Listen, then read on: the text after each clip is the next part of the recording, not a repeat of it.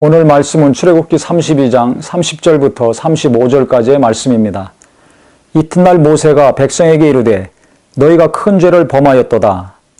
내가 이제 여호와께로 올라가노니 혹 너희를 위하여 속죄가 될까 하노라 하고 3,000명이 죽임을 당한 이후에 모세가 그 다음날 뭐라고 이스라엘 백성들에게 이야기하냐면 너희가 큰 죄를 범하였다 하고서 내가 이제 여호와께로 올라가노니 혹 너희를 위하여 속죄가 될까 하노라 그랬습니다.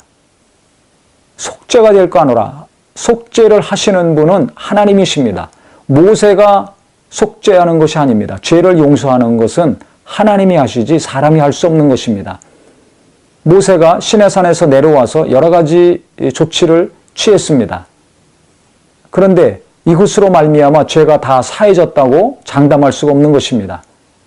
우리가 여러 가지 노력을 하지만은 결국 죄를 용서하시고 해결해 주시는 분은 하나님이시죠. 주권은 하나님께 있는 것입니다. 목사님이 죄를 용서해 줄 수 없습니다. 사람이 어느 누구가 지은 죄를 해결해 줄 수가 없습니다. 하나님이 용서해 주셔야 됩니다. 그래서 혹 하나님이 어떻게 하실지 모르니까 내가 다시 하나님께 올라가서 용서를 구하고 받아야 되겠다. 이 얘기를 하는 것입니다. 모세가 여호와께로 다시 나아가 여짜오되 슬프도소이다. 그가 하나님께 한 첫 마디는 무엇이었냐면 슬픕니다. 즉 마음이 아프다는 이야기죠. 시편의 말씀이 생각이 납니다. 시편 51장 17절에 보면 하나님께서 구하시는 제사는 상한 심령이라 하나님이여 상하고 통회하는 마음을 주께서 멸하시지 아니하시리이다. 즉 다윗이 밧세바를 간음한 다음에 나단 선지자가 와서 책망했을 때 그때 기록한 내용들입니다. 그 마음이 어땠는가?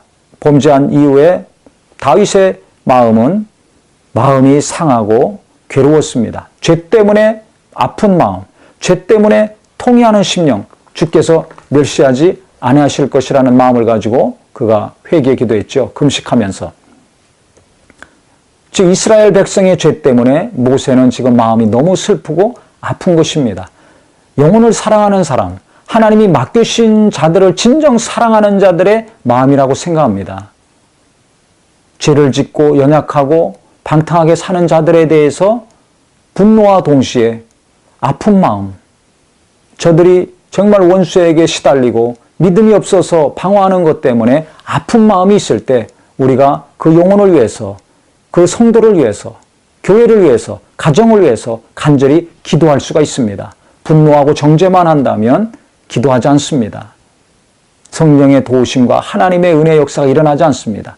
하나님의 도우심과 은혜의 역사는 진정으로 회개하고 돌이켜서 거룩하게 되는 역사는 죄인들을 긍휼히 여기는 주님의 마음을 가졌을 때 예수님이 우리를 긍휼히 여기시고 우리가 죄인 되었을 때 하나님과 원수 되었을 때 가장 연약할 때 우리의 그 연약함과 죄를 담당하시고 죽으심으로 우리를 자녀 삼아주시고 용서해 주시고 구원해 주신 것처럼 죄인들을 향한 긍휼히 여기는 마음, 연약한 자들을 향해 불쌍히 여기는 주님의 심령이 있을 때 회개하는 자들이 나올 것이고 회개하는 성도들이 늘어날 것이고 거룩한 교회 공동체가 될 것입니다.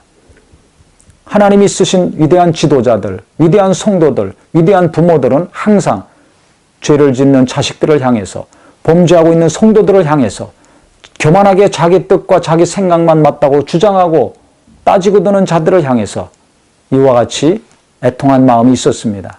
이 마음을 가지고 지금 모세가 기도하고 있는 것입니다. 이 백성들이 자기들을 위하여 금신을 만들어 싸우니 큰 죄를 범하였나이다. 그러나 이제 그들의 죄를 사하시옵소서. 그렇지 아니하시오면 원하건대 주께서 기록하신 책에서 내 이름을 지워버려 주옵소서. 용서해달라고 지금 기도하면서 만약에 용서하지 않으실 거면 주님의 그 기록된 책에서 내 이름을 지워주시옵소서. 나는 구원받지 못해도 좋으니 이스라엘 백성들 구원해달라는 얘기입니다. 정말 대단한 지도자입니다. 그러면서 뭐라고 계속 기도하냐면 이제 가서 내가 네게 말한 것으로 그렇게 기도했을 때 여호와께서 모세에게 이르시되 누구든지 내게 범죄하면 내가 내 책에서 그를 지워버리리라. 이제 가서 내가 네게 말한 곳으로 백성을 인도하라. 내 사자가 내 앞서 가리라. 그러나 내가 보응할 날에는 그들의 죄를 보응하리라. 여호와께서 백성을 치시니 이는 그들이 아론이 만든 바 그 송아지를 만들었음이었더라 그랬습니다.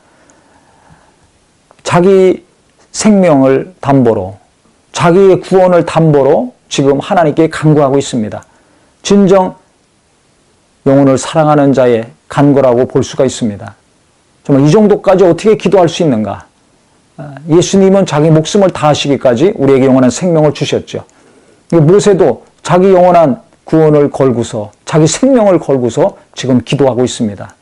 그때 하나님께서는 범죄하면 내가 내 책에서 그를 지워버리겠다 하시고서 백성을 인도하라 말씀하셨습니다. 그 다음에 천사를 보내서 내 앞서 가게 할 것이다. 그렇지만 내가 보응할 날에는 그들의 죄를 보응하리라. 만약에 죄를 짓는다면 그 죄값을 내가 다시 분명히 치르게 하겠다는 말씀이죠.